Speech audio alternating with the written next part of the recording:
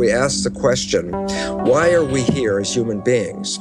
The answer is then left to something as simple and disastrously bad as, there's no reason for us to be here. We're just accidents of genetics, and therefore we could do anything we want because we weren't intended to be here in the first place. So we have a pretty big disregard to our relationship and the world around us and the nature that we live in, because we believe that organisms just got here by accident.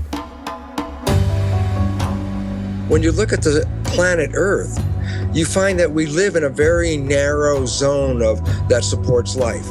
A perfect combination of gases in the environment, a perfect temperature and all this, and it stays constant, which has been a very unusual event of how can a planet keep a constancy in a world where everything is dynamic around it? And the answer is because nature has created one organism after another organism to keep the environment in balance and compensate for the ranges of activities that occur around us. So we keep what is called homeostasis.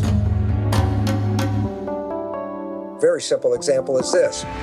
When the world was primarily plants, the environment, which had carbon dioxide and some oxygen in it when they first started, later became depleted of carbon dioxide, and oxygen increased because the plants were using the carbon dioxide continuously and releasing the oxygen continuously, and the balance shifted. And there was so much oxygen on this planet that the planet was flammable. So at times, lightning strikes would hit and burn up all the oxygen and burn up the planet. Life was not sustainable. So nature created a balance. And the balance was called animals. Animals breathe in oxygen and release carbon dioxide, which is the complete reverse of what the plants were doing. So why is this relevant? Because when you put animals and plants in the same environment, as the plants take in carbon dioxide and release oxygen, the animals take in oxygen and release carbon dioxide.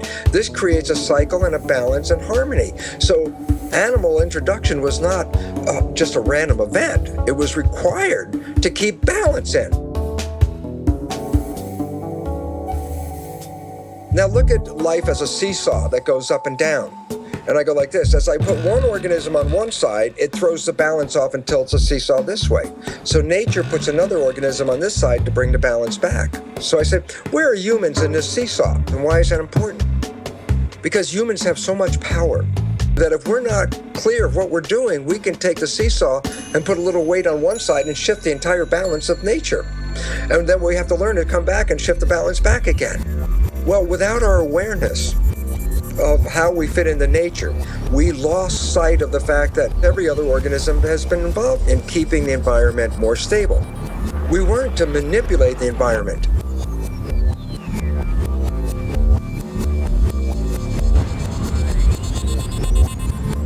But if the balance now shifts way off because of humanity, then it means that nature will no longer support human life on this planet.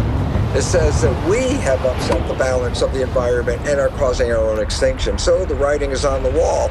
We have to work collectively to create harmony back in the environment.